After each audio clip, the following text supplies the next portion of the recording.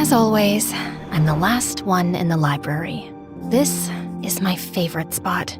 7th floor, tucked away in a corner behind a mountain of medical textbooks. It's my own little oasis. The doctor-patient relationship is very important in this example. No, that's not right. The doctor-patient relationship is essential in this example. If I can finish this assignment in the next hour, I'll still have time to review for my pharma test before they kick me out of here. That happens most nights. I try to focus in on the task at hand, but a buzzing sound breaks through from outside. I look up, and there it is, high above the empty parking lot, a black drone, hovering with an insistent hum. And it's watching me, or at least it feels that way, like it's waiting for me to do something. Really? The drone moves closer, right to the other side of the window. I knock on the glass. Get a life, man! Go find someone else to annoy! I stare down at the drone, hoping it'll lose interest and fly off, but it doesn't budge. Instead, the camera lens zooms in on me, inching closer, as if it's trying to peel away my privacy layer by layer. A chill runs down my spine. This feels too deliberate, too invasive, like someone is testing me, seeing how long I'll sit here without snapping. I swallow hard and reach for my harmonica bottle, needing something, anything to distract me. It's a gift from Mom, something she picked up on Amazon. I take a sip, gripping the cap a little tighter than necessary, and then, completely by accident, I blow into it. A soft, trembling note escapes from the cap. I freeze. Wait, what? I stare at the bottle, then blow again. Another note, a little clearer this time. It plays music? I let out a shaky laugh, part disbelief, part nervous energy. Of course Mom would get me something bizarre without realizing it had a secret feature. And right now, oddly enough, it's exactly what I need. I take another sip, then deliberately play a slow, uneven tune.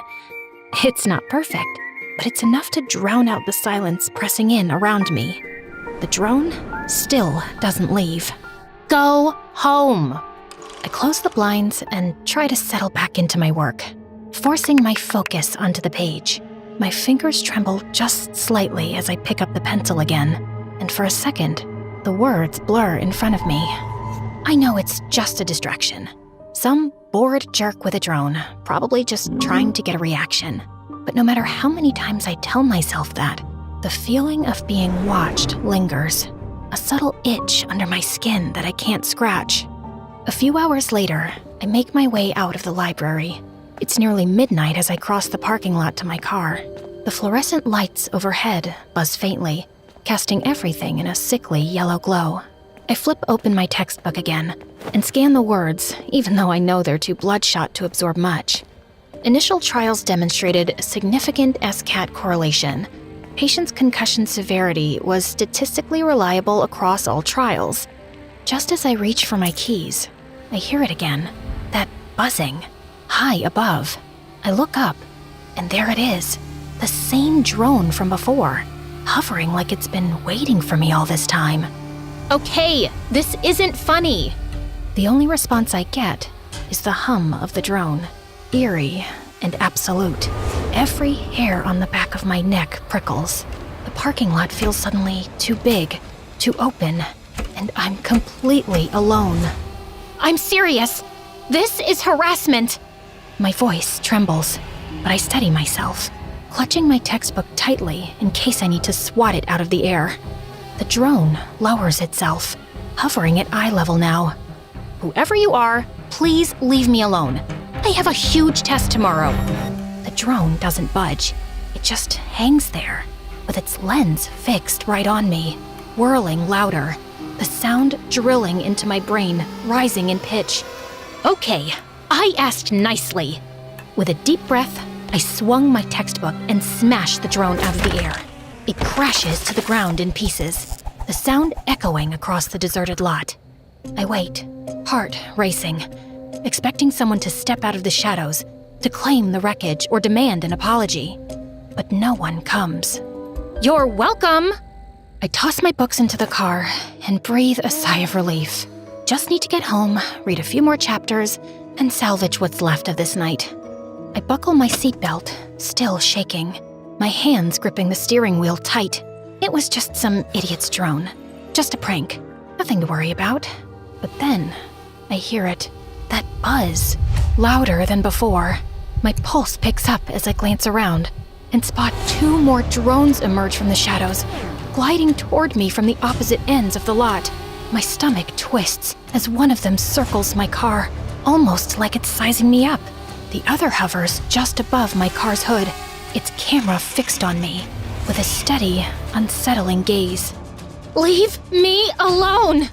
I throw the car into reverse, the tires screeching as I swerve out of the parking lot and into late-night traffic.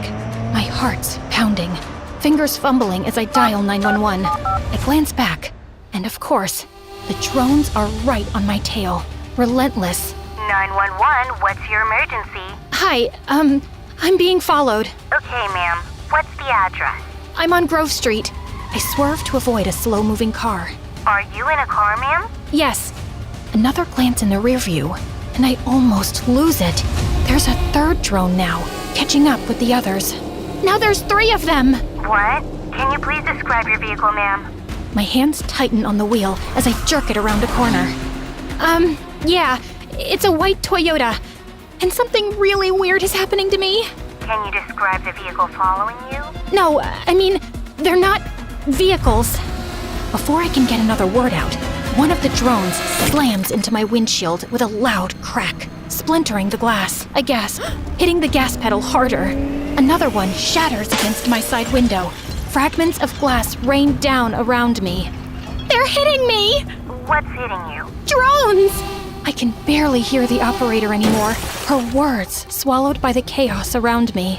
My breathing is ragged, my pulse so loud it drowns out everything else. Glass digs into my skin. Up ahead, the stoplight flashes yellow, and I know I shouldn't, but I punch it, squeezing my eyes shut as I shoot through the intersection. Oh my god, oh my god, oh my god! The light turns red. Horns blare from every direction as I thread my way through, somehow avoiding everything. Ma'am, are you okay? No! I need help! I need help right now! Just stay on the line. We're tracking you. I steal another glance at the rearview mirror, and my stomach drops.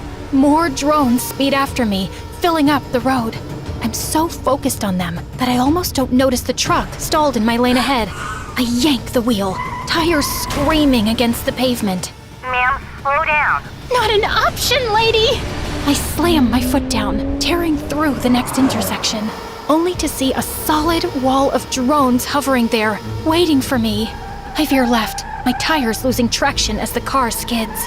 The smell of burnt rubber fills the car, and I fight to keep control, knuckles white on the wheel.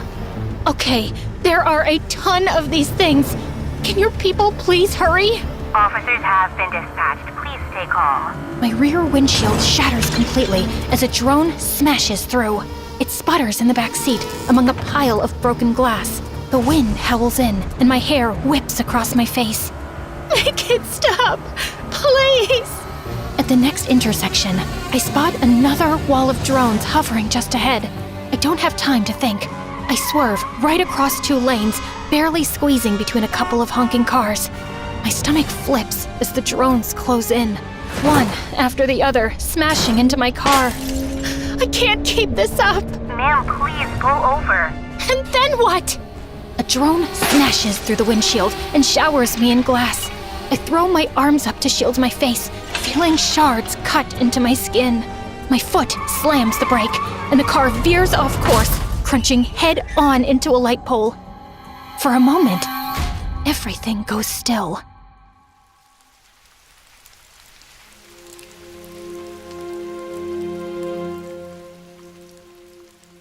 Ma'am? Ma'am, are you there? Rescue is on the way. Stay with me. I cough, tasting blood, or maybe just fear. My hands shake as I shove the car door open and stumble out into the street. My books spill out beside me, scattering across the pavement like the thoughts tumbling out of my head. Every muscle aches. I can barely breathe. But that buzzing sound, it's still there. I look up. The sky is filled with them. Drones. Hundreds of them. No, thousands. They fill the air like a swarm of angry bees. Red lights blinking. Cameras fixed on me. I can't move.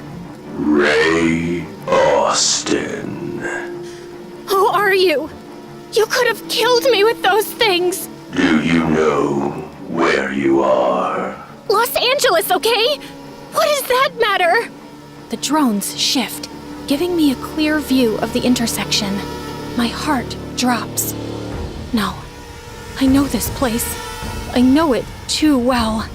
The blinking crosswalk light, the cracked curb, the old billboard half burnt out. This is where it happened.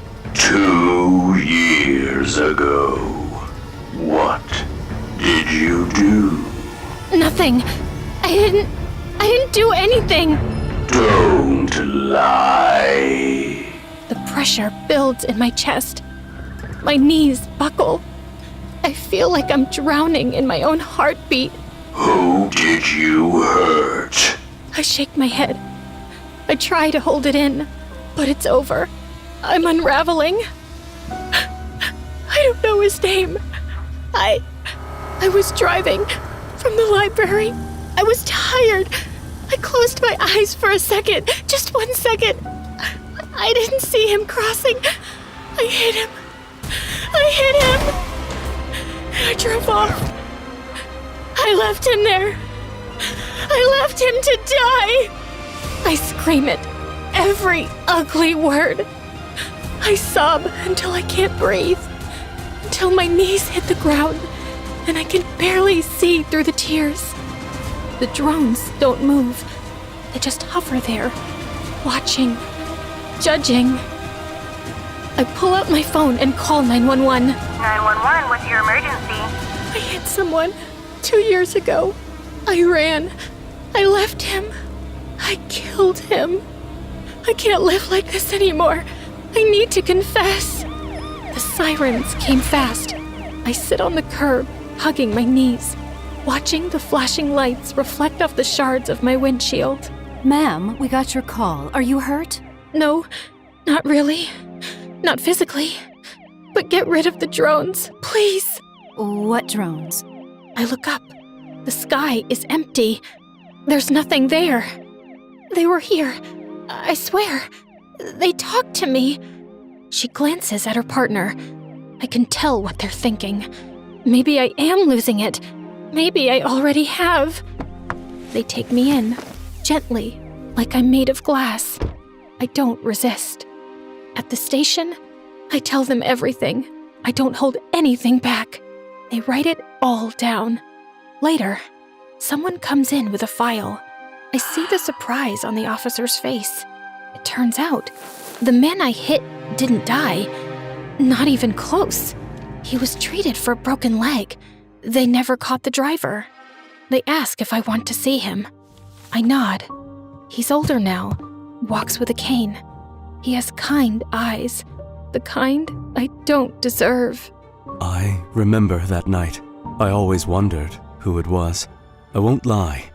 I was angry for a long time, but I survived, and I moved on.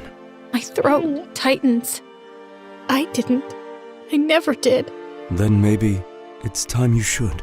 I don't want revenge. I want you to get better, live better. I will. I promise. I'll heal people. I'll help them. For free. For the rest of my life. That's all I want. That's all I've wanted since that night. Then start by healing yourself.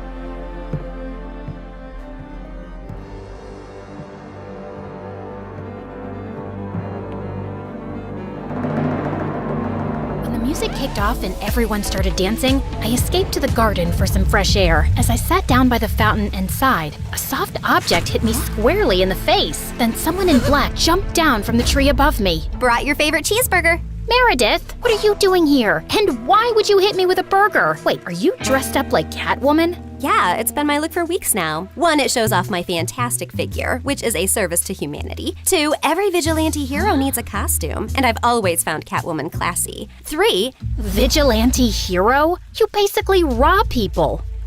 yeah, like Robin Hood, stealing from the rich and giving to the poor. You steal for yourself. I am the poor. And what's all this you nonsense? Last time I checked, we were a team. But sis, what's taking so long with this mission? It's not that simple. It's pretty simple. You make this rich dude fall for you, get access to his vault, steal the painting, and we run off to Bora Bora. Are you having trouble making him fall for you? Maybe he hates your eyebrows. I don't know, but I feel like punching you in the face every time I see your eyebrows, which is basically every time I see your face. Shut up, Em. Everything's going fine. Okay, but hurry up. This catsuit is giving me a butt rash, even though I use baby powder under it. I want to put it away soon and retire on a beach in a bikini. Aren't you looking forward to it? Just take the stupid suit off. You're a con artist, not a cat burglar. And of course, I'm looking forward to it. You should go before you blow my cover. And thanks for the burger. It's not a gift. Duh. You're gonna pay me back. I've noted it in my diary. See ya.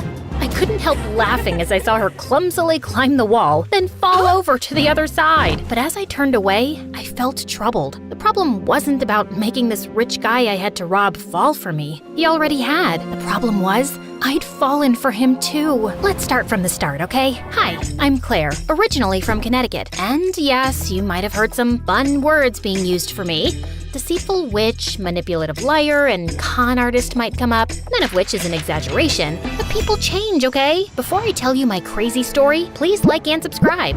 My mother was born into what she always called old money, which basically means her family had been rich for a long time and their wealth was passed down generations. Unfortunately, it skipped our generation. Apparently, my dad was extremely charming and swept Mom off her feet when she was just 20. She married him against her parents' wishes and they cut her off from their wealth. Then, 2 years later, Mom gave birth to twins, Dad met another woman, and he abandoned us. At least he left us the house in a nice neighborhood, but my grandparents refused to help Mom out and said she had to live with her decisions. Mom, how are you feeling now? Like my organs are shutting down one by one. So, same as this morning then? Here's some chicken soup. There's no chicken in it. Well, you asked for chicken soup when there was no chickens in the fridge, so I guess we all have to use our imaginations, don't we?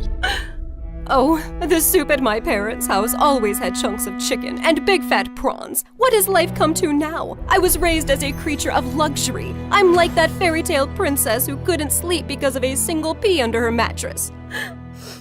So you say, but there's a bunch of sharp pebbles under your mattress and you sleep like a log and snore like a bear.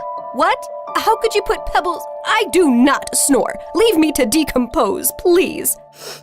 Well, you have to return to your waitressing job, so get well soon, Mom. Shall not. I loved Mom, but she was basically a spoiled, selfish child who just couldn't adapt to her change in fortunes and start acting like a freaking parent. My sister Meredith and I were twins, but we looked nothing alike. With her soft blonde hair and big baby blues, she looked like the kind of sweet soul who saved kittens from trees, helped old people across the road, and sang to birds. She didn't look like she had an ounce of evil in her, which wasn't true, like at all. But we'll come back to that later. From an early age, it was clear to me and Meredith that we had to be resourceful for money. I started doing odd jobs for our rich neighbors in the 8th grade, like raking their gardens, walking their dogs, and babysitting their kids. But Meredith was always finding more creative ways, like taking stupid boys in her class on paid exclusive tours to an alien site she'd discovered in the nearby forest. I'd seen her digging up the crater where the spaceship had landed, or selling youth water to high school girls, claiming she'd traveled far to the Fountain of Youth over summer break and had a limited supply. They actually thought she was telling the truth because it tasted different. Yeah, that's because she was filling up bottles from the neighbor's gross jacuzzi. People eventually caught on and stopped buying from her, and that's when she started stealing from me. But whenever I'd confront her, she'd throw a tantrum and deny it like I'd accused her of killing someone. So the next time, I hid money in my diary and made my latest entry. Dear Diary, guess what? What? When Mom took Meredith to the hospital for her sore throat the other day, the doctors made a shocking discovery. Meredith has a rare, incurable disease. She only has a few more months with us. We've decided not to tell her so she isn't scared and lives the rest of her short life in peace. Yes, I'm sad, but not that much because my baby sister is going to a better place and leaving me all her stuff. I knew my trick had worked when Meredith came down one morning with swollen eyes. When Mom asked her what was wrong, she burst into tears about her incurable disease. Where would you get an idea like that? Yes, Meredith, please tell Mom where you got this idea from. You wrote it in your... Wait, you chubby witch! You made me believe I was dying! Meredith lunged at me and we went rolling all over the kitchen floor. But she ended up getting grounded for a month for stealing and invading my privacy. I soon started missing her at dinner time though. So late one night, I snuck into her room with ice cream to find her playing darts with my face as the target. I'm sorry you're stuck here, but you did steal from me. I know we don't have a lot right now, but we'll work hard and make money in the future. But the future is in the future. What do I do now when I need money for mascara and gummy bears? Maybe we can think of some business idea. Oh, I thought you'd never ask. She pulled out a box from under her bed full of t-shirts. So you know my friend George, the next door gardener's nephew? Apparently he volunteers at a mental institution every weekend. The owners got t-shirts made from all the patients, but they refuse to wear them, blah, blah. So now the mental place has hundreds of these lying in storage. George said he can score them for me, and we could have our own t-shirt range with cute things written on them. Look, here's one I made for myself. I want to go to Bora Bora, but I'm Bora Bora. Please help me. Funny. I'm very serious, actually. I'm gonna live in Bora Bora one day. So, are we selling these t-shirts? I'm in. I also made one for you. That'll be $10, thanks. Money can't buy happiness, but poverty can't buy anything. Please help me. You should pay me for wearing this. Meredith didn't have the best reputation in our neighborhood or school to sell things, so we decided to hit the other end of town and set up a t-shirt stall outside a private school. With my salesmanship and Meredith's flirting, we managed to sell quite a few on the first day. We started setting up shop at different locations, and one day as we were heading home, Meredith suddenly said she had to pee really badly. So we walked up to the closest house to ask if they'd let us use the bathroom. We rang the bell, but no one seemed to be home. I was peeking in through the window when suddenly, I turned around to see Meredith already crawling halfway through one. Are you crazy? That's breaking and entering! I'll kick in your face so hard that you'll need plastic surgery, which we don't have money for. If you don't want to be ugly for the rest of your life, let me pee. I let her go and was standing guard at the door when, to my horror, a car suddenly pulled into the driveway and a snooty woman stepped out. Hey, you girl. What are you doing lurking around my house? Were you thinking of breaking in? What? No, of course not. I'm a Girl Scout selling cookies. Yeah, I study in the, Aston Bridge School for Girls. Oh, I see. It's a lovely school. I know many people whose children go there. Sorry for my mistake. I'll be happy to buy some cookies from you. Put me down for 20 boxes. Sure. It's, $5 a box, so that'll be $100. I'm putting your name down on my list, and I'll drop them by tomorrow. That's perfect, sweetie. Here's the money. I'll see you soon. Just then, I saw Meredith slip out the window, and as soon as the lady went in, we ran like crazy down the block and then collapsed on some grass. Look, I took some pastries from her kitchen. Perfect for a spontaneous picnic. That's stealing! Oh, you're one to talk. I heard the whole cookie conversation from inside. You took that lady's money and you're never gonna give her any cookies.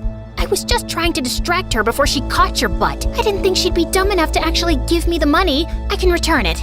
Look, she didn't do it out of the goodness of her heart. She's a rich snob who was being really rude till she thought you were someone rich too. You didn't force her to give you money at gunpoint. Oh, Claire, this has just given me the best idea. You're not serious. Yes, I am. Dumb people deserve to be tricked. And what does $100 mean to someone who has a gold toilet seat? I knew it was wrong, but it was also so easy. And before I knew it, Meredith and I were wearing private school uniforms and hitting different neighborhoods collecting money for Girl Scout cookies that we had no intention to deliver. We made $2,000 in a month. But one day, when we went up to a rich old lady's house, she invited us in and even offered us cake as we signed her up. How many boxes will that be, ma'am? Oh, none, thank you. You see, I don't buy imaginary cookies. What? I'd heard that there were 2 conning Girl Scouts in town, and I was ready for you. I've called the police, and you two will end up in a detention center. Just then, there was a loud bang and the power went out. In the confusion, Meredith kicked the old lady and yelled, "Run!" As we were sprinting down the street, I suddenly noticed a nerdy-looking boy my age running beside us too, grinning and waving at us. Hey, hold on. Who are you? I'm your new neighbor, Freddy. I'm the one who saved you from that old crow. What? I'm so confused right now. New neighbor? You moved into the house next to ours? Why are you here? I was bored and saw you girls leaving your house, so I followed you for fun. Don't worry, I won't tell anyone about your little cookie secret. When I heard that old lady threatening you, I went to the main circuit board and pulled out a wire with my tweezer, which I always keep handy. You could have been electrocuted. You're either incredibly smart or exceptionally dumb. My mom says the exact same thing, except for the incredibly smart part. Listen, you geek, what do you want? If you think you're gonna get a cut of our profits. No, my parents are well off. They're neurosurgeons. I just want to be friends. I swear, I don't have any siblings and I don't know anyone here. What if we say no? I'll keep following you around until you say yes? Okay, fine. Congratulations. You got yourself 2 friends. Oh, I'm so happy! Merry Christmas and a Happy New Year! And from that day on, that goof really did become our best friend, especially mine. He was like the sibling I never had. I mean, the nice sibling who did my nails and watched the channel I wanted to watch on TV without arguing. He was also really generous. I didn't want to take advantage of it, but Meredith and Mom had no problem keeping all the gifts he was always getting us. We decided to lay low with our conning activities in case the old lady had actually told the police about us. But soon after we joined the 11th grade, a new drama unfolded in our lives. A family moved into the huge white house across the street. Apparently, the couple who'd bought the place was loaded, and they had 5 teenage boys. Finally, some eligible bachelors on our street. Thanks. My feelings aren't hurt at all. Oh, I'm sorry I left you out, sweetie. Maybe you'll find someone too. I mean, they have 5 boys. There's a good chance one of them is gay. What? Why would you think? Okay, girls, here's a basket of goodies for you to take over as a welcome present. Now go, throw yourselves at those boys. Meredith and I rolled our eyes, but we decided there wasn't any harm in checking them out, and we were welcomed by the ugliest quadruplets ever. They were really sweet and really excited to see us, but with their orange hair, acne, and buck teeth, they were not a pretty sight. Man, I feel sorry for those parents. Like, you know, Mom got one average-looking kid, but God made it up by giving her me. But those parents, oof, God decided to use copy-paste on that ugly model. They must have done something terrible to deserve this. You are so rude. Oh, shut up. I know you're thinking the same. I just have the guts to say it out loud. But then a day later, I'd just woken up when the bell rang, and I opened the door to find the most gorgeous boy ever standing outside. Hello, I'm Eric. We got some of your mail. I came to return it. I just stared at him, dumbstruck, feeling acutely aware of how terrible I looked. Just then, Meredith pushed me out of the way. Hey, thanks. You're such a lifesaver. Haven't seen you around before. I just moved into the house across the street. The big white one with the quadruplets? Yeah, they're my brothers. What? No, they can't be related to you. They're very unattractive. Meredith, can't you ever sugarcoat anything?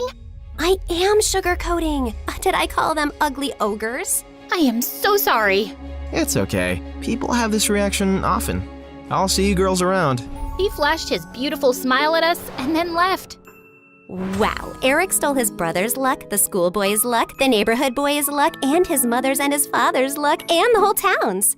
I agree. He's beautiful. I hope he's smart and funny and kind too. I'm sure he is. I never believed in love at first sight till I met Eric. Okay, maybe love is an exaggeration, but I was crushing on him hard. Freddy, how does this purple dress look on me? Claire, what the? You can't just come in without knocking? What if I wasn't wearing a towel? Well, you are, so unclench your butt. Now, what do you think about the dress?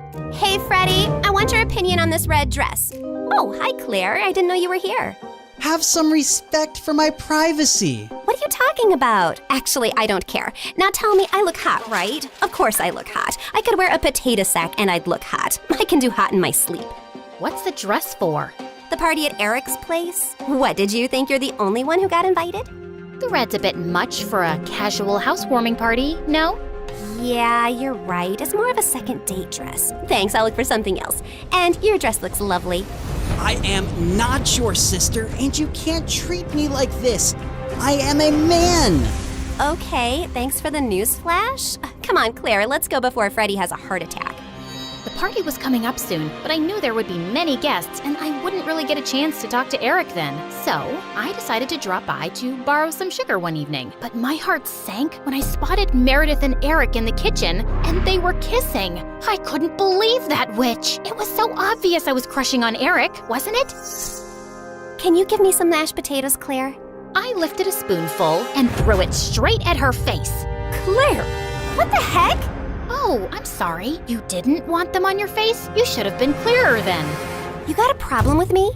What a genius. Since you're so smart, I'm sure you already knew I liked Eric, but you went after him anyway. Yeah, I saw you two kissing. Oh my god, what? You like Eric? I had no idea. You should have been clearer too. Cut it out, okay? You knew. Did not. Okay, so now that you know, will you stop seeing him? No, duh. Are you really into him?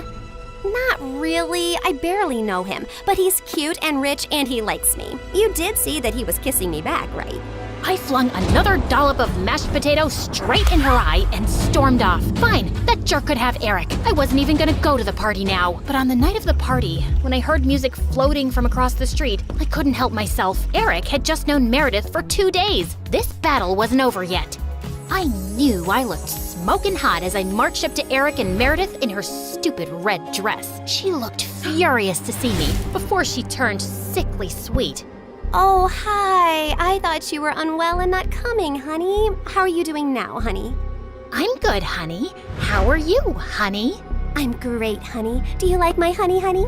What honey? Honey? The honey, honey. I see no honey. Honey? What's happening here?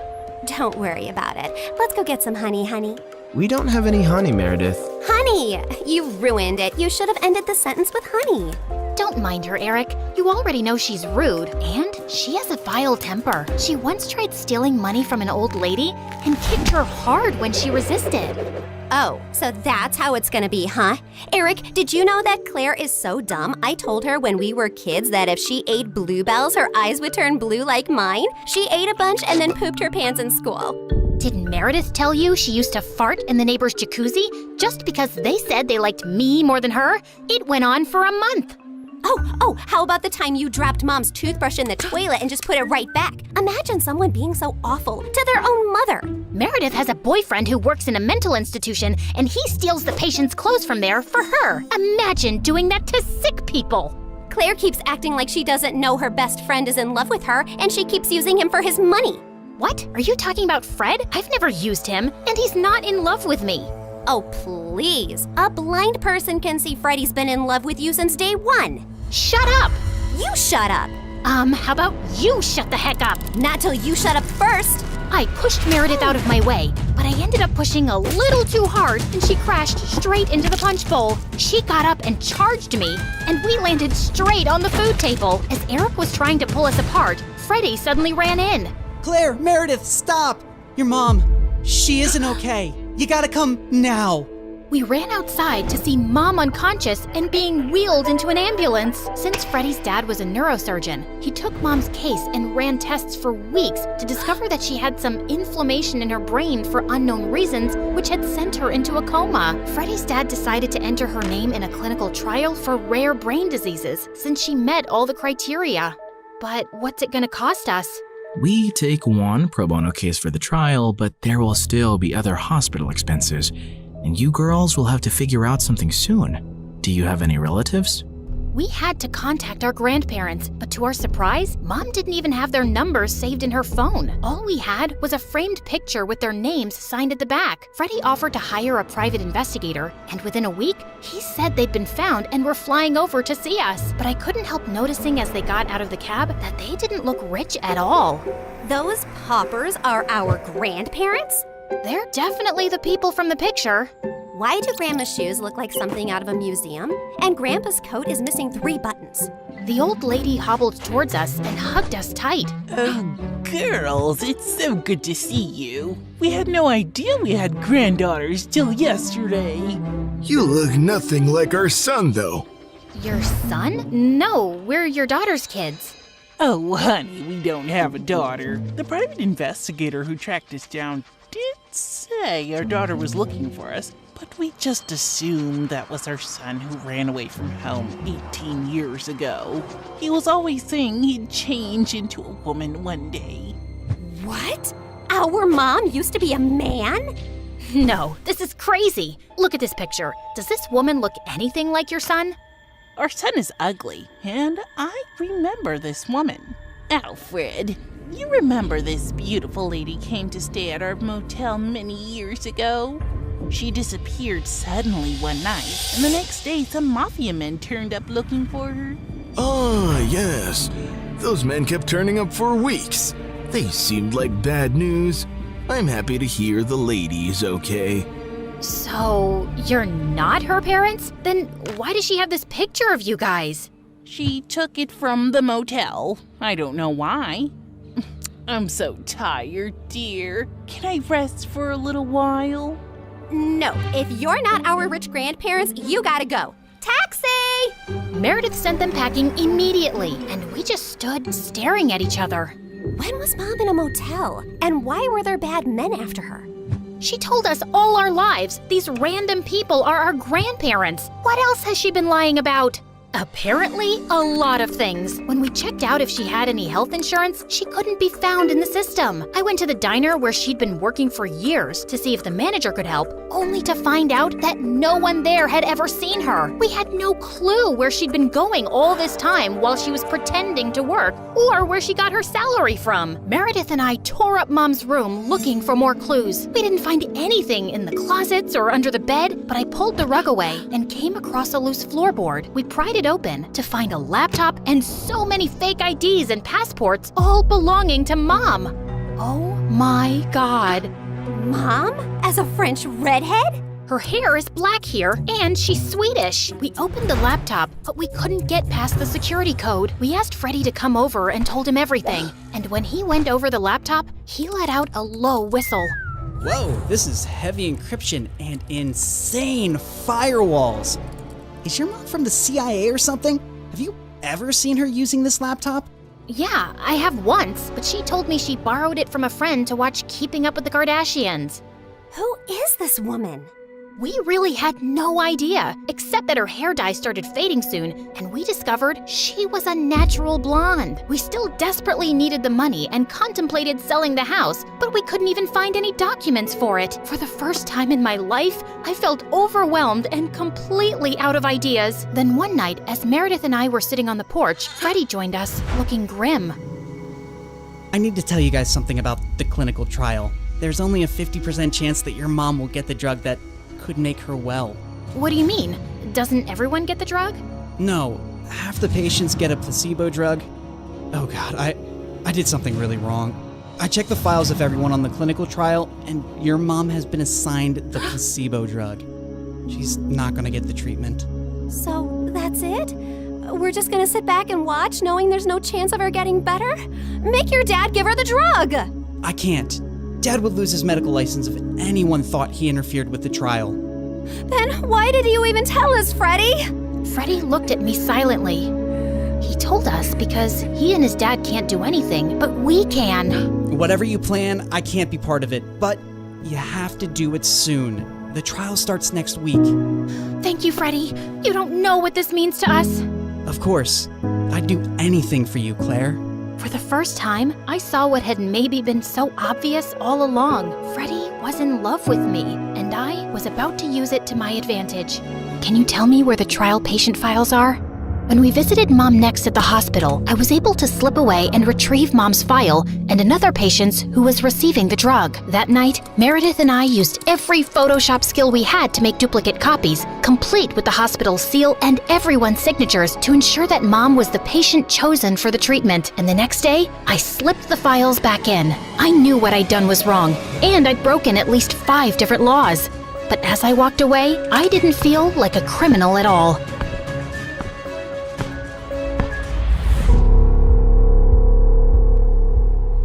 I was walking down the hospital corridor with Freddie when Meredith came running towards us. Where have you been? Mom's awake. She's finally awake.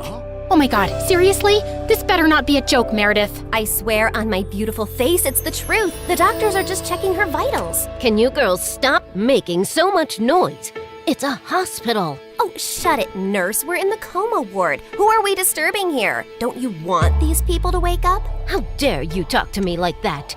This is preposterous. That's not even a real word. Remind me to buy you a dictionary. How did you become a nurse? Jeez. We ran down to Mom's room to find her fighting off the doctors. She jumped onto her bed like an animal and started screaming at them. Where am I? Are you doing a science experiment on me?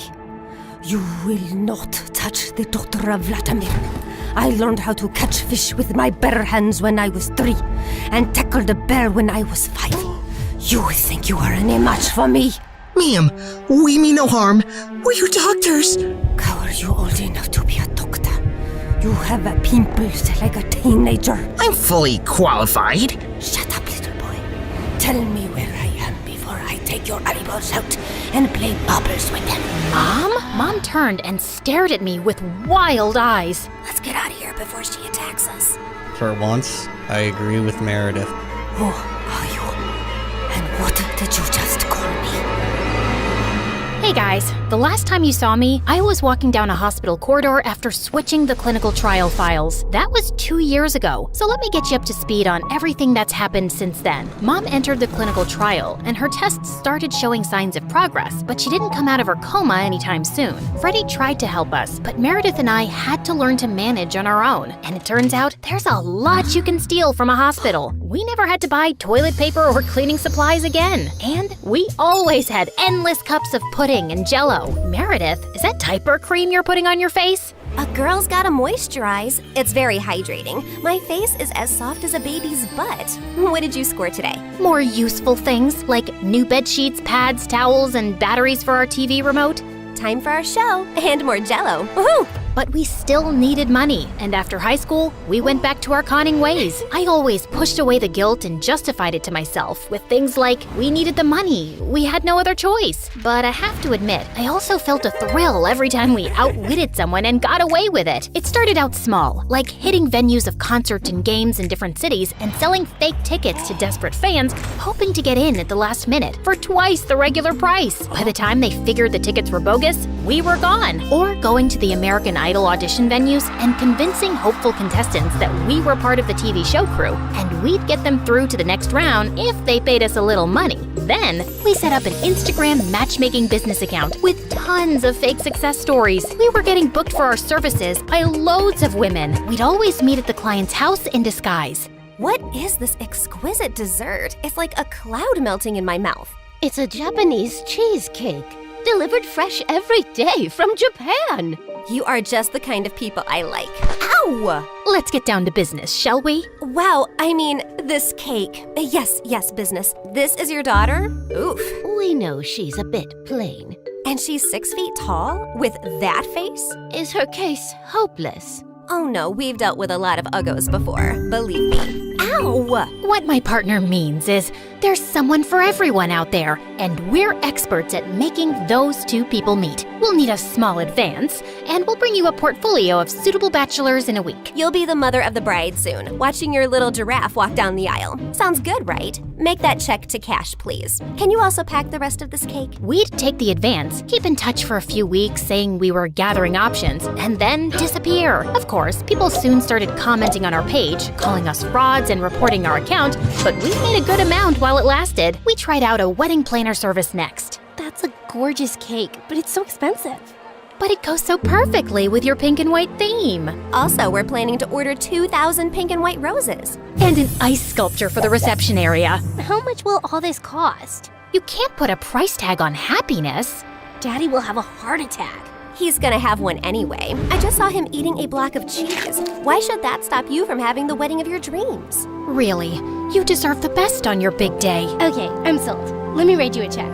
When that went bust, we became travel bloggers and influencers. With our huge number of fake followers, we managed to get into the best hotels for free as long as we wrote a review. When I'm rich, I will buy a hotel and live there. They have the best beds. Room service? Yes, we'll have 2 lobsters, 4 sushi platters, 2 beef burgers with fries, the prawn tempura, the fish tempura. Okay, anything with the word tempura. And why don't you bring up the entire dessert menu? Thanks.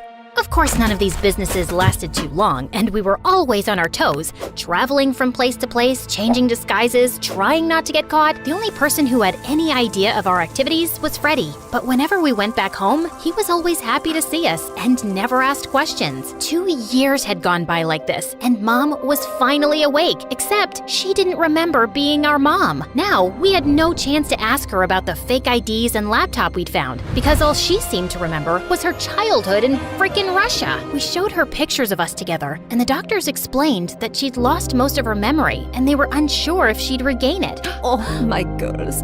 I am so sorry I don't remember anything about you, but I feel a connection to you.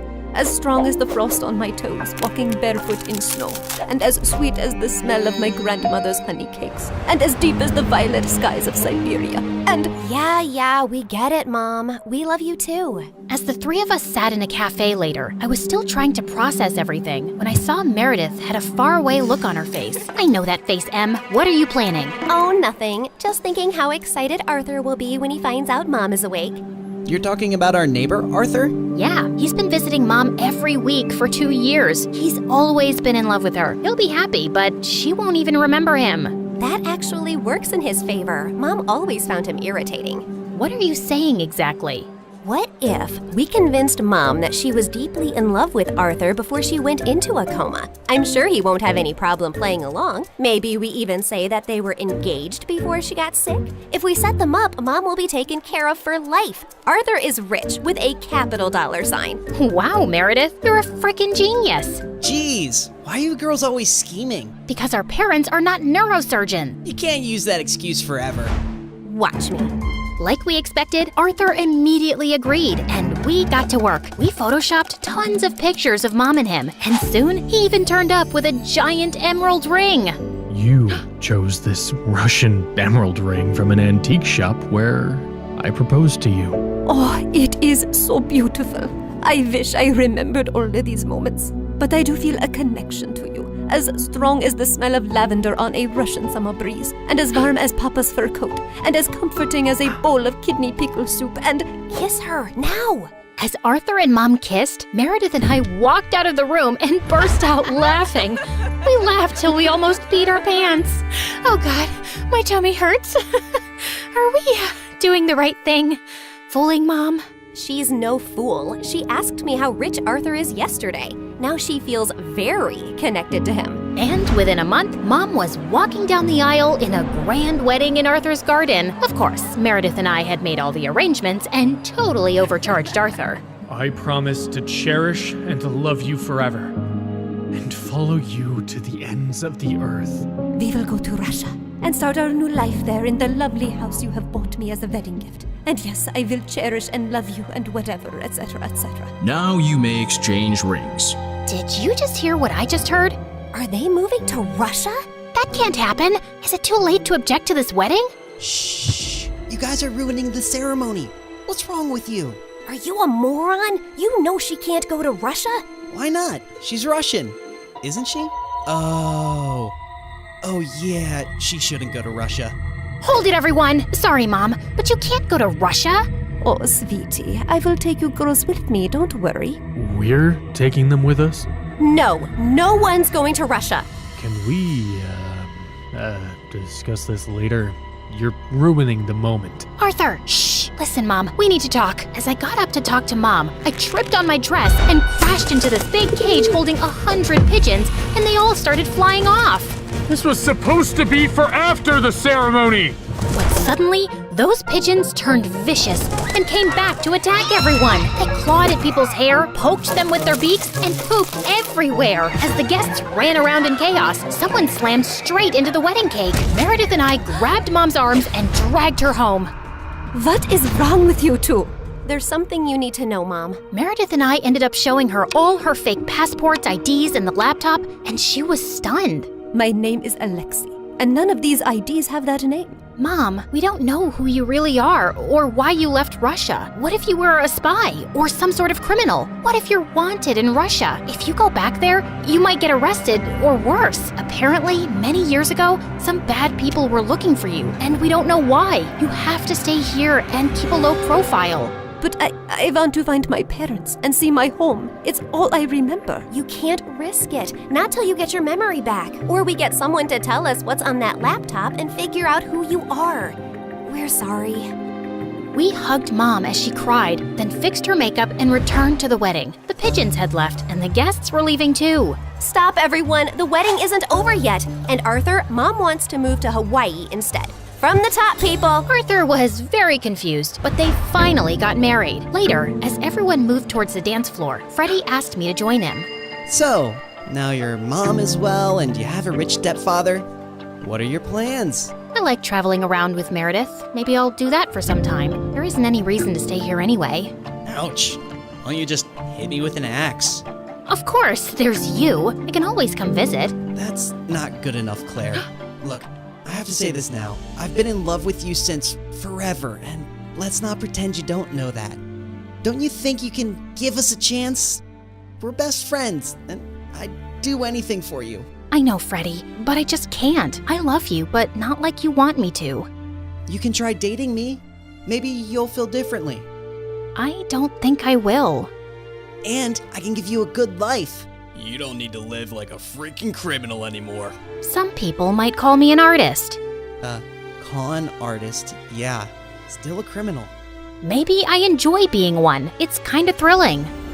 I don't really believe that. You don't want to believe that. We're too different, Freddie. You're gonna be a neurosurgeon like your parents, and you'll find a nice girlfriend and then marry her and live in a nice neighborhood, and you'll be content. I'm not sure that's the life I want. It sounds boring. I wish I'd said something else when I saw Freddie's hurt face, but there was no easy way to let him down. He kissed me gently on the cheek and walked away, and I felt a lump in my throat. Mom moved to Hawaii with Arthur, and Meredith and I went down a crazy path over the next few years. There wasn't a scam, fraud, or con we didn't attempt. We never stuck to the same thing for too long, in case the police picked up a pattern. But word got around in underground circles about 2 female con artists, and we actually started getting hired for our services. People were always less likely to suspect 2 pretty innocent-looking girls than someone who looks like a thug. And working with these thugs, we learned how to forge signatures, create counterfeit money, make fake checks, and steal credit card information. I'd always been bad with computers, but Meredith even showed a great knack for hacking.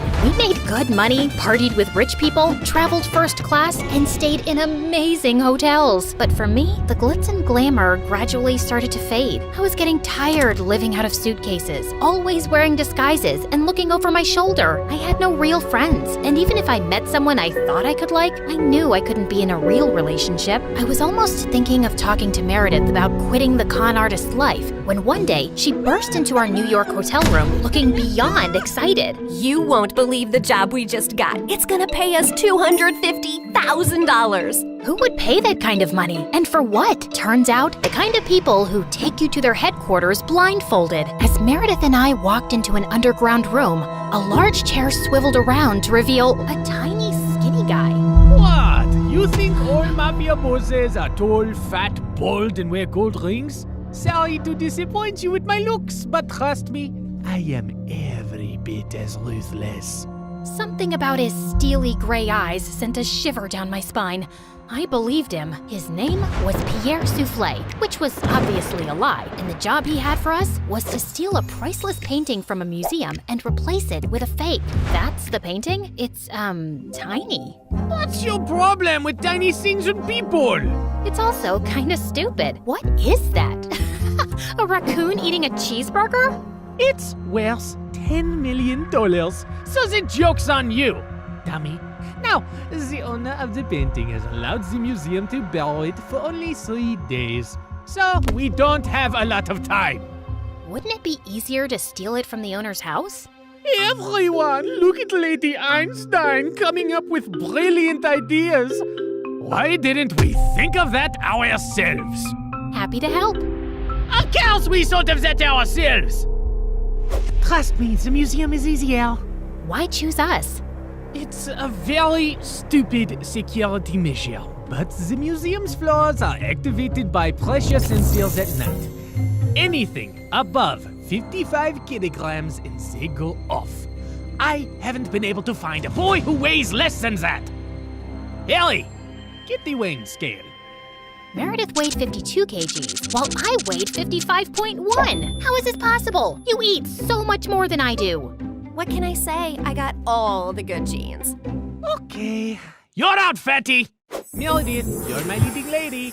The plan was to enter the museum through its large air ducts, carrying the fake painting with us. We first had to make a stop in the security room and disable all the cameras and alarms. Then we'd crawl back through the ducts till we reached the exhibit area, and I'd lower Meredith down along with the painting so she could switch them out. As Meredith made it to the bottom, I dropped the painting to her, and she missed it, and we heard a loud crack. Oh my god, did you break the frame? Me? It's your fault. Who told you to throw it like that? I was expecting you to catch it, but what was I thinking? You made us lose the Frisbee tournament in 8th grade because you're so bad at catching things, unless it's someone's boyfriend. Seriously? You were so distracted by that hot boy on the bleachers, your throwing skills were completely off. FYI, that boy was totally into me. Why are we even talking about Frisbees and boys right now? You started it. No, I didn't. Okay, shut up. Let me think how to fix this. Are you trying to glue it together with your saliva? You got a better idea? Any idea would be a better idea than that. Look, it's a museum. They must fix broken, ancient things here all the time, right? I'm looking at the floor map, and there are some offices in the left wing. I'll go get some glue. It took me an hour to find glue and return to our spot, and I found Meredith eating a bowl of ramen. Where did you get that? I brought a packet of instant ramen with me, and you were taking forever, so I went to make it in the staff kitchen. There was someone's chicken sandwich in the fridge, so I used the meat from that. And there was also some tofu, and I added a dash of oyster sauce. I'm so happy you chose this moment in your life to become a gourmet chef. Just send the painting back up so I can fix it. I tried to fill in the crack as best I could, then sent it back down to Meredith, who took the real one off and put the fake one on the wall. But just as she started walking back, the whole floor lit up suddenly and a blaring sound went off. Oh my god, what's happening? I don't know. Is the painting heavier than the fake one? Just hurry up. We gotta get out now. I pulled up Meredith and the real painting and closed the opening in the ceiling seconds before security burst in. We crawled down the ducts and out of the building as fast as we could. We ran a few blocks down where Pierre's van was waiting for us, and we sped away. Oh, I would have preferred if you hadn't alerted all of New York about a break-in. Now I'll have to move this painting around with cops crawling all over the city. Never mind. Here's your check, and Claire, try to lose some weight. Au revoir. And without warning, we were dumped on a dark street. We scrambled to our feet, headed for the subway, and made it home. It was all over the news the next morning that someone had broken into the museum and switched off all the security systems. But apparently, nothing had been stolen, except a chicken sandwich and a block of tofu from the staff kitchen. You ate the entire block? Hey, I'm not the one who needs to watch her weight. I do not need to. Whatever. Listen, I've been meaning to talk to you about something. It'll have to wait. I got a hair appointment. We'll talk over dinner? Yeah, sure. I was gonna tell Meredith that I wanted a break from this life, and I wasn't sure how she'd react. As I sat in a cafe later, I suddenly found a cute guy next to my table. Mind if I sit here? There are no other empty seats. I won't disturb you. I promise. We actually ended up talking for over an hour, and I found him sweet and charming. I'd love to meet you again if you're free. I don't live in New York, but I come every weekend.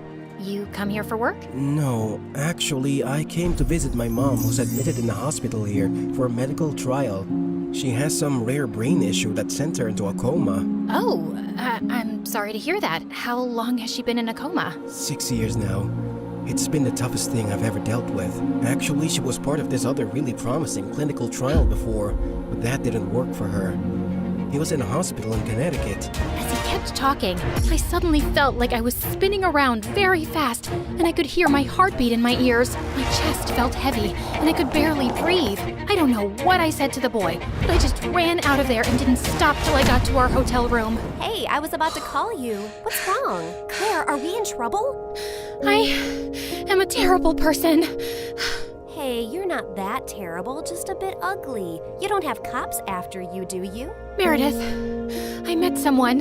It's not a cop, is it? No, I met a random guy in a cafe, and his mom was in a clinical trial. I hope this gets interesting at some point. In a hospital in Connecticut. Oh my god, the same hospital Mom was in? And the same trial? What a small world. No, it's not the same trial. It's a different hospital, too. Okay, I'm bored again. The coincidence made me interested for a bit. Meredith, his mom's been in a coma for 6 years.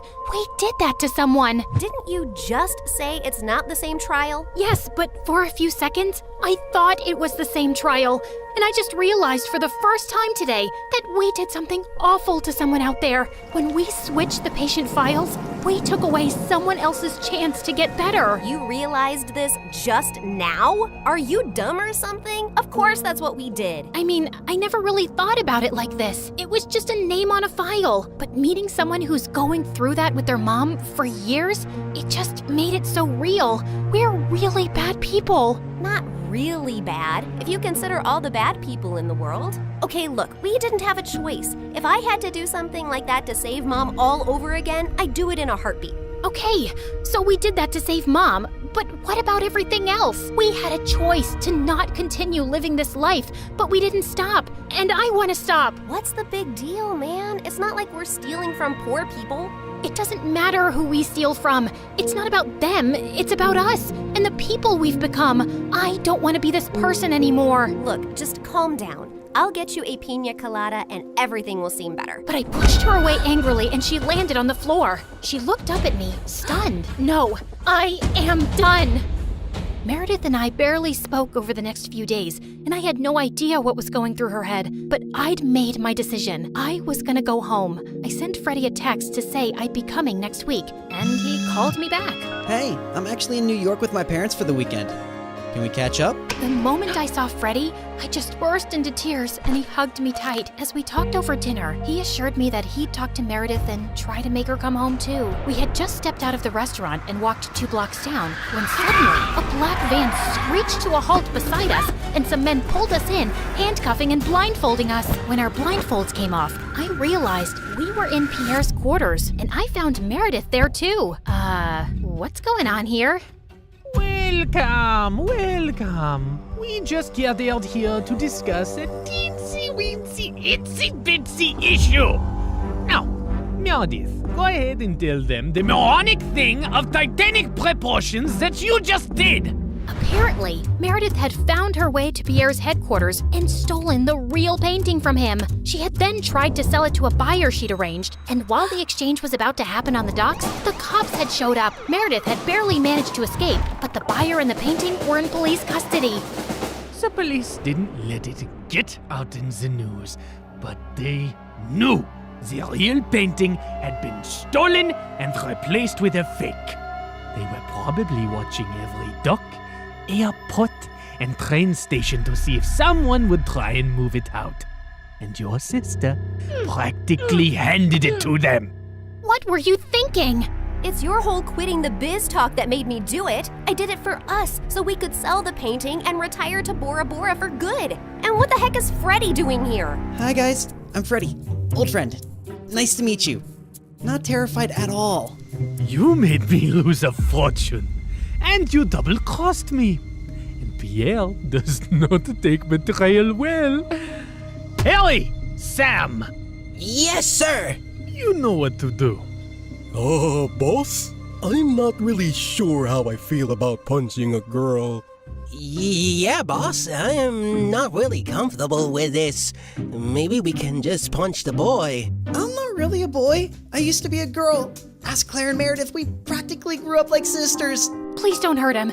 He has nothing to do with this. Silence! You buffoons! I didn't say hurt anyone yet. I just wanted you to threaten them. But of course, you're useless. I'll do myself.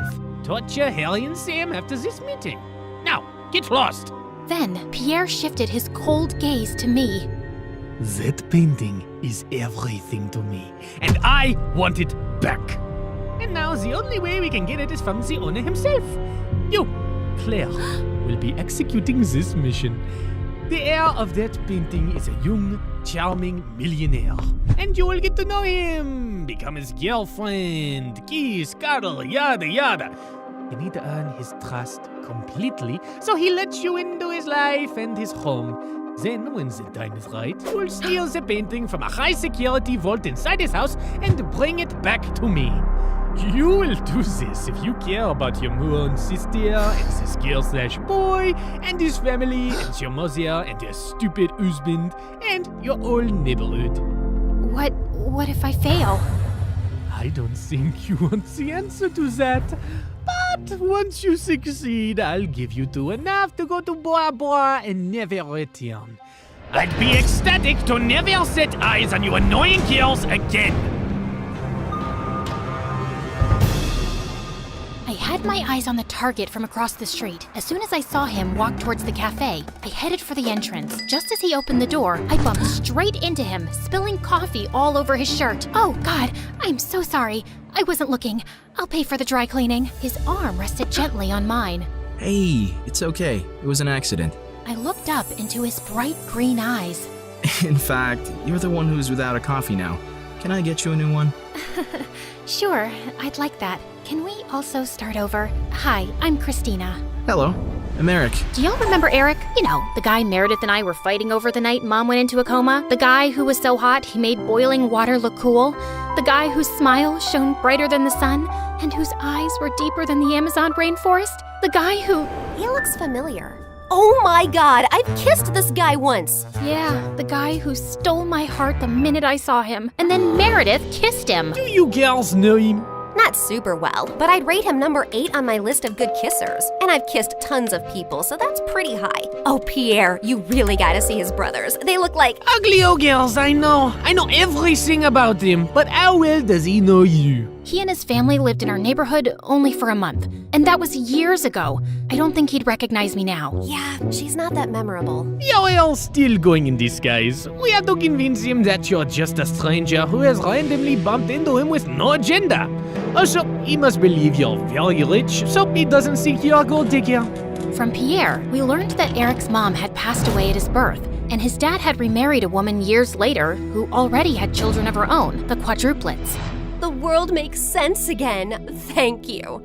Eric's maternal grandmother recently left the painting to him in her will. His father is a big business tycoon, so they always have security at the mansion. But the painting is even harder to access. The only way you'll make it in and out of there is if you're welcomed into their home. I couldn't believe that of all the millionaires in the world, I had to pretend to like Eric, make him fall for me, and then rob him blind.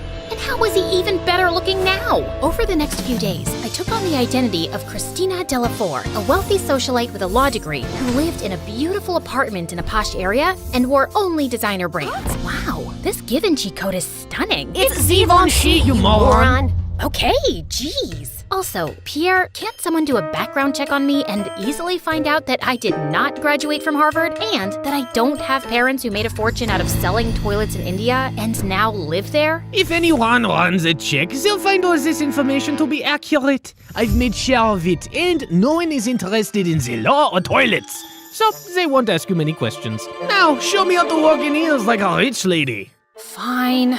Meredith, pass me the Jackie Chim Chews. Oh my God, they'll know you're fake in a second. I was joking. Relax. I've hung out with enough rich people to pick up a few things. I got this. And then, a week later, I was inserted into Eric's life. We talked over coffee for an hour, and I thought it was going really well. But when it was time to part ways, he didn't ask for my number and just left. Ugh, I'd failed to capture his interest. I'd have to plan another encounter without seeming suspicious. As I was walking away distracted, I ran straight into a garbage can and stubbed my toe hard. Son of a biscuit! Holy mother of fudge! I was still hopping around when I crashed into a woman pushing a stroller, and a doll went flying out of her hand onto the road. Just then, the car ran over the doll and turned it into a pancake. You destroyed my child's precious doll! I'm so sorry. It was an accident. I'll get your little girl a... Wait, your child is a cat? Yes. And that was my childhood doll, which I passed on to my baby. Look, here's some money. Get your baby another doll. She loves that one, and they don't make those anymore. Your baby is a cat. She doesn't love that particular doll. She probably doesn't even love you. She'd eat your face in your sleep if you weren't the one to feed her. Now please, Just then, someone tugged hard at my purse, and I saw a thief running away with it. You've gotta be kidding me! I took my heels off and sprinted after the thief. He jumped over a fence into a park, and I followed. I was gaining on him and sent a flying heel at his head. Just then, someone ran past me, pounced at the thief, and pinned him to the ground. Gotcha! Eric, the park security, immediately arrived on the spot and took the thief away. Aren't you glad I followed you and came to your rescue? My rescue? I hit him with my shoe to slow him down and was about to catch him, but then you swooped in at the last minute, and now you want credit? Whoa, easy. I was just flirting with you. Oh, sorry. Wait, you said you followed me? Yeah, I felt stupid that I left without asking for your number.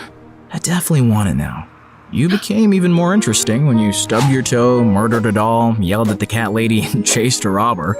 Eric and I started seeing each other, and even though I knew it wasn't a real relationship, it still felt wonderful. We both hated rom-coms, but were always up for watching horror movies. We supported different baseball teams and had heated debates about who sucked more, and we both loved eating from street vendors and walking around the city at night. I enjoyed his company more than I cared to admit, and my heart skipped a beat every time he took my hand or gave me a goodnight peck on the cheek. And then one night, as we watched a fireworks show in the park, he pulled me close and kissed me, and I practically melted in his arms. Soon enough, he told me his parents were hosting a party at their house, and he wanted to introduce me to them. This was the first time I'd be in his mansion, and I needed to make sure I got invited often enough to find out where the vault was. Eric's dad was lovely, but his stepmom looked at me with a stare so icy, it could make hell freeze over. I escaped from the party for a while when the dancing started. Yeah, that's when Meredith dropped by as Catwoman with a cheeseburger. But soon enough, Eric came around to call me in for dinner,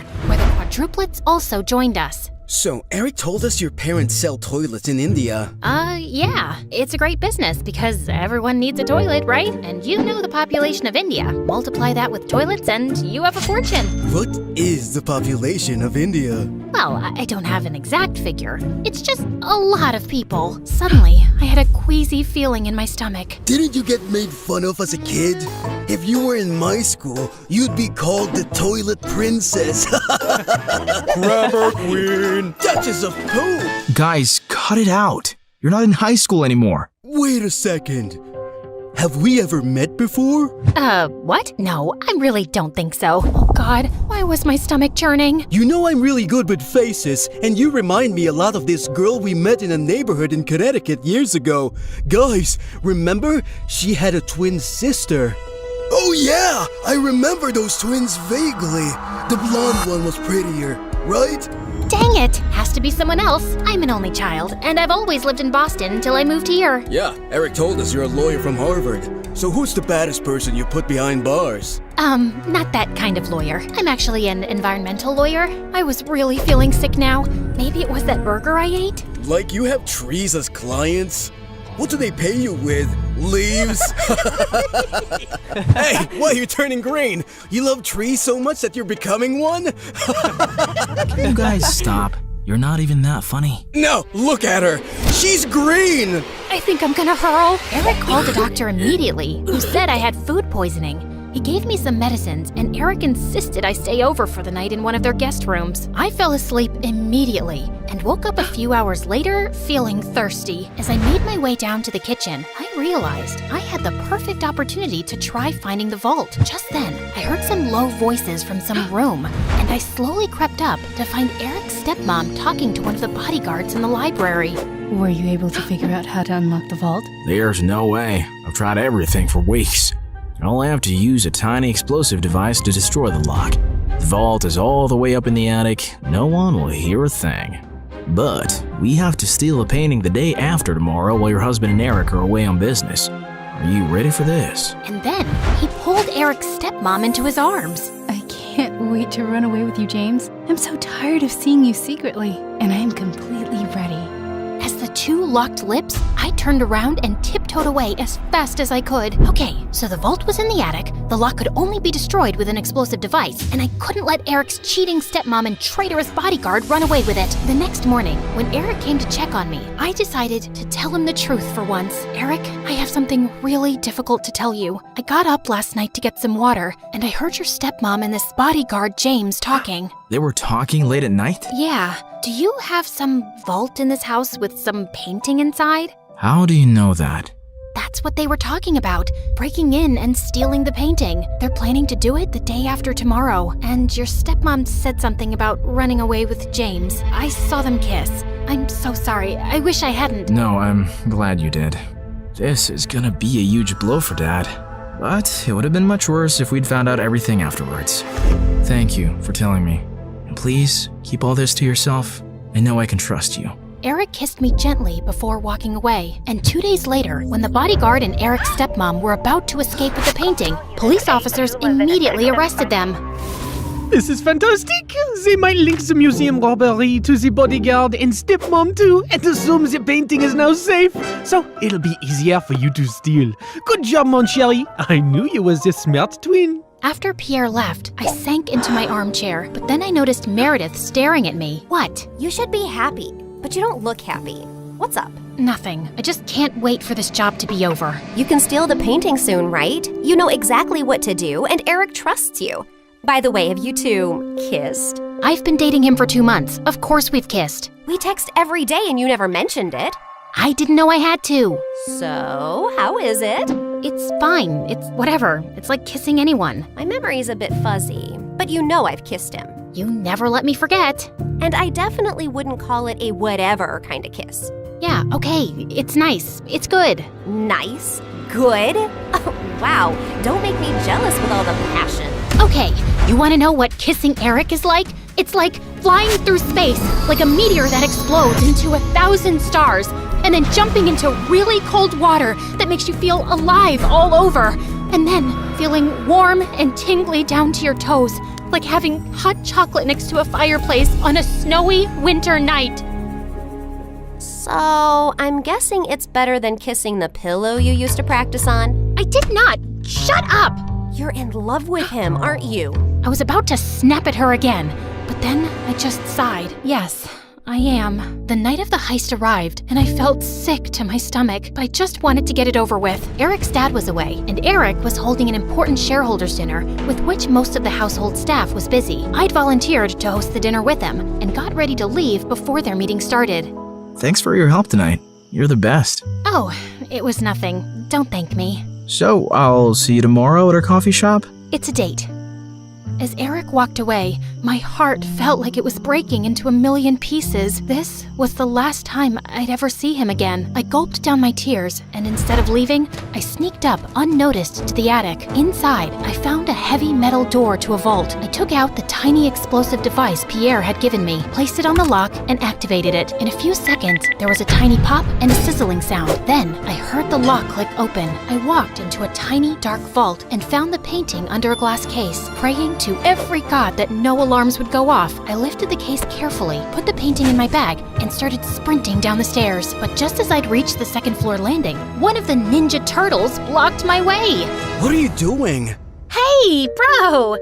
You know when I stayed over a few weeks ago? I dropped a necklace, and I was looking for that guest room, and I got lost. But it's fine. I'll just get new earrings. See you later. He suddenly grabbed my bag and pulled out the painting. Do you think I'm a moron? A moron? You? No way! Sorry, which one are you? Michelangelo. Okay, no one has time for that. Now listen, Mike. You're definitely the smartest of your brothers, and just a tiny bit better looking than all of them too. We're identical. That's what they want you to believe, but I know you're better. I think you and I can strike a deal, okay? I'll sell this painting, and you and I can go halvesies on it. Just give me an account number and I'll wire the money to you. No, you're not leaving with it. Okay, look, dude. I'm doing this for your mom. I have to sell this painting so I can pay for her bail and get her a really good lawyer. Don't you want that? No, my mom's in jail because she did something wrong, and she abandoned us all. She shouldn't have stolen Eric's painting. Why do you care about Eric? Don't you hate Eric? He's so good looking and smart and perfect and gets all the ladies. It makes you guys look even worse than you really are. You should want to hurt him. So let me take the painting. That'll really hurt him. Eric's the best brother in the world, and I love him. Okay. I have an offer you can't refuse. How about I become your girlfriend? I bet you've never had one. I'm gay. Jesus! All right, I surrender. Just one last thing. Without warning, I punched his face so hard that he went reeling back with shock and dropped the painting. Then I kicked him into a room and locked the door shut. I'm sorry, Mikey. You're a really good guy. I sprinted down another flight of stairs and jumped out of the first-story window. I ran across the garden to the fountain, climbed the tree next to it, jumped onto the wall, and then landed softly outside on all fours. Just as I got up, I found myself facing Eric. What are you doing here? Isn't the meeting going on? Nope, that's just what I told you. I sent everyone home and was now waiting for you to steal the painting and run away with it. What? After the painting was stolen from the museum, the FBI contacted me to help them catch the guy they suspected was after it. Does the name Pierre Soufflé ring a bell? Nope, never heard of him. What a dumb name. They told me he would probably strike again. I really didn't suspect you until one of my brothers said something about you looking like a girl we once met in Connecticut, who had a twin. I just couldn't shake that off and wondered if you were hiding something. I had the FBI look into you and most of your information checked out, but then they told me that they'd seen a suspected art thief and a girl your age leave your apartment a few times. Okay, so let me get this straight. Tonight was a trap? How could you trick me? Hello? Should I get a mirror for you? You've been tricking me from the very start. That's different. Only if different means exactly the same. You'd really send me to jail? You'd really walk away with that painting? Eric, I have to do this. I don't have a choice. It's to protect everyone I love from Pierre. And I'm guessing that list doesn't include me, does it? As we stared breathlessly at each other, suddenly Pierre's van stopped beside us. Good lord, get a room! And before I knew it, his men had grabbed both me and Eric and put some rags on our faces, and I instantly drifted into unconsciousness. When we came about, Eric and I found ourselves tied to chairs on some boat. Ah, the Sleeping Beauties are awake just in time for me to say goodbye. You're not getting away with this. Oh, yes, I am. It's not like you were smart enough to call the police to your house when you caught Claire. Yeah, that's her real name. You didn't call the police? What was your plan then? My guess is he was just going to take the painting from you and give you a chance to run away. I think he even gave his own security men the night off. Why would you do that, Eric? Because he wasn't going to send the girl he loves to prison, duh. Eric sat there poker-faced as I glanced at him. Pierre, you got what you wanted. Now keep your end of the deal. Pay up and let us go. Your sister double-crossed me first, which landed you in this mess, remember? I think I'll do the same. Why is there water coming in the boat? Oh, that's because it's got oils everywhere. It's going to sink soon. You two should make up and forgive each other because life's too short to be angry. I mean, literally, your life is really short. I'd say about another 30 minutes. Adieu, so long, farewell. And with that, Pierre and his goons left. There has to be some way out. Don't you know how to get out of such situations after all your years as a criminal? I'm a con woman. I don't know how to trick my way out of these ropes. Great! Then I'll just die here with you of all people. Who would you rather die with? Maybe that really pretty, extra smiley waitress at the restaurant you love so much? You know what? Let's just not talk. Fine by me. We sat silently for a few minutes as the water kept seeping in. I've never had boba tea. What? You know, a few years ago when everyone really got into boba tea, and I never had boba tea. I always thought I had time to drink boba tea, and now I'll never drink boba tea. It's nothing special. You didn't miss much. You really mean it? Nah, it's amazing. Who is stopping you from trying boba tea? No one? Oh, you're the worst. Let's go back to not talking. As we sat there in silence again, I slipped my fingers through Eric's. Eric, I'm so sorry for getting you into this. I really wish I'd never crossed your path. He pushed my hand away. For the first time today, I agree with you. Just then, the door burst open, and Meredith came running in. Thank God, Em. I knew you'd come for me. You could have told me too. I would have panicked less. Hi, Eric. Remember me? We kissed once. We'll talk more later. Gotta go now. Meredith cut through our ropes quickly, and we splashed through the water, climbed onto the paddle boat outside, and rowed back to shore. I had a feeling Pierre was up to no good. I followed his van to Eric's house and saw him take you two and bring you here. I had to wait for him to leave before I could rescue you, and that jerk left without giving us a dime. We have to get that painting back. He can't get away with it. What is so special about that stupid painting? Why is it for $10 million? Apparently it's worth much more. My grandmother bought it at some auction a few years ago, but I don't think she ever knew its real worth. The FBI told me that painting has hidden codes all over it. sensitive government secrets and coordinates of underground facilities, and Pierre wants to sell those secrets to the highest bidder. Jeez. Trust stupid men to make everything so complicated. Who put codes in a painting? Who wants them now? What is wrong with everybody? All I ever wanted from life was to go to Bora Bora, and now we have no money! If you girls know anything about where he's going, help me catch him. I'll tell the FBI you were helping me all along, and you'll go scot-free. Free but poor? Should I offer you a reward for helping me get back a painting you stole from me? That would be polite, yeah. Meredith, do you have any idea where Pierre's going? Yeah. I've bugged everything that man owns. His phone, his coat, his shoes, that painting. I know where he's going. Oh, by the way, Mom wants us to come home. She says she has something important to tell us. And yeah, her memory is back, and she's very angry we made her marry Arthur. What? More about that later. Eric immediately got in touch with his FBI contacts, who picked us up from our spot and followed Meredith's trackers on Pierre. He was headed for a train at the Grand Central Station, and seconds before he was about to get onto his ride, he was surrounded by officers. Don't manhandle me, you orangutans! My outfit costs more than your yearly salary! I lose the day I ever laid eyes on you two! I'll make sure I take you down with me! I'm taking all your coats, Pierre. They fit me perfectly, you tiny mafia boss. Get used to an orange jumpsuit, because you'll be wearing that for a long time. As the FBI officers took him away, I turned to Eric with a worried face. He'll give them information against us. You've helped recover a really important painting and capture a criminal the FBI has been trying to nail for ages. I promise, I won't let you get into any trouble. Thank you. We stood there in awkward silence. Okay, this is super uncomfortable. Do you guys need privacy to talk or something? I'll grab us some hot dogs. Do you want relish or mustard or... No, actually, I think we're done here. I have to go. Good luck and goodbye, Claire. Goodbye, Eric. Meredith and I took the next flight to Connecticut to see Mom back at her old house, and I was really happy to see her with her memory back. And then, Mom shocked us with her whole story.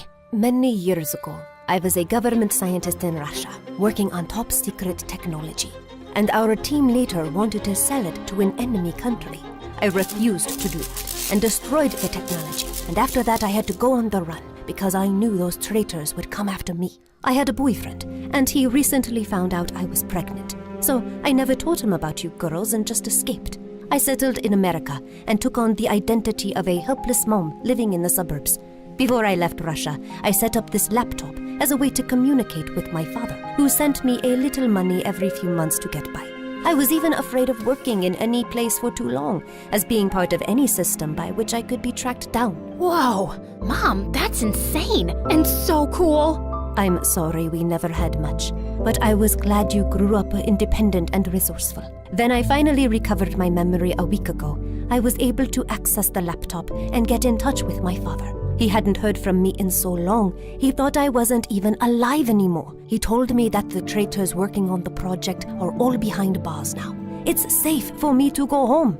So we're going to Russia? Man, it's so cold there. I always wanted to go to... Bora Bora, I know. That's all you said growing up. We'll visit Russia to see my family, and then we'll go anywhere you girls want. Mom, we're kinda poor, especially since you've left Arthur too. Oh, but my family isn't poor at all. I come from old money. We've been rich forever. There is a God out there. Thank you. Claire, we're finally going to Bora Bora.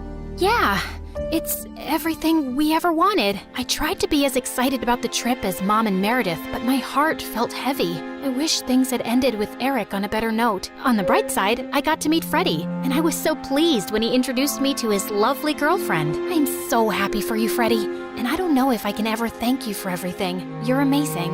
I know. Just don't forget about me and come to visit, okay? On the day of our flight to Russia, we just reached the airport when Mom and Meredith turned to me with strange smiles on their faces. What's going on? Here's your ticket. That's a ticket for New York. Why, are we going there? No, Mom and I are going to Russia, then Bora Bora. You're going to New York. What? Why would I do that? Come on, Claire. You've been so mopey lately. I can't stand your face anymore. Just go talk to Eric, okay? You're in love with him. And even though he's way out of your league, he loves you too. And that's something you shouldn't give up on so easily. Pretty sure he hates me now. Claire, go meet him once. You'll regret not trying. And in case it doesn't work out, you know where to find us, love. Go get him, loser. Mom and Meredith hugged me, and I felt tears flowing down my face fast as I turned away. Suddenly, I got the wind knocked out of me as Meredith gave me a bear hug. I can't say this with you looking at me directly, so don't turn around, okay? I love you more than anyone in the world, sis. You're my BFF and my soulmate and my better half, so you better not stay away too long because of some stupid boy. No one's ever coming between us, Em. I love you too, and I'll see you soon. As I walked out onto the New York airport, I was feeling so nervous about visiting Eric that I accidentally bumped into a man's luggage cart and went down with the suitcases. Are you blind? You blind idiot? It was an accident, sir. You don't have to be so rude. You don't have to be so blind, you blind idiot. You're so obnoxious. I grabbed the bagel the man was holding, threw it on the floor, and started jumping on it. As I continued jumping and he kept yelling, I suddenly found Eric by my side. I'm sorry, sir. She hasn't taken her meds today. So sorry. Jeez, what's with your temper? He started it, and what are you doing here? You texted me that you were coming and wanted me to pick you up. You said it was an emergency?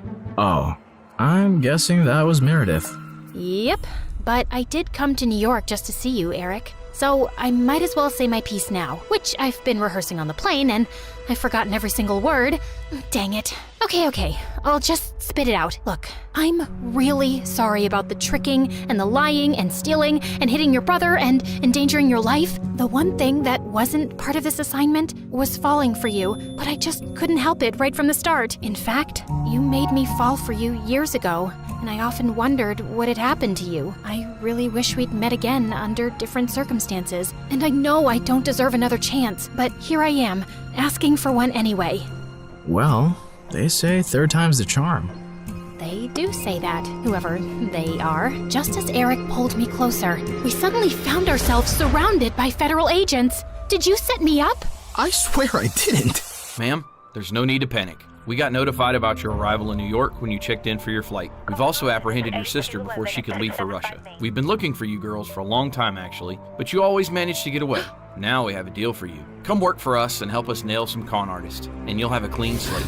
Are you offering me a job? Yes, and a really well-paying one. The only catch is that you two will have to serve 6 months jail time first. We have to do that as a formality. No, officer, there has to be another way. Eric, wait, it's okay. I think I need to do this actually. Maybe we got away for too long without any consequences. If this gives me a chance to start over fresh, I'm willing to do it. What about Meredith? Oh, she's gonna be pissed, but she'll do it for me. So, will you come see me in prison?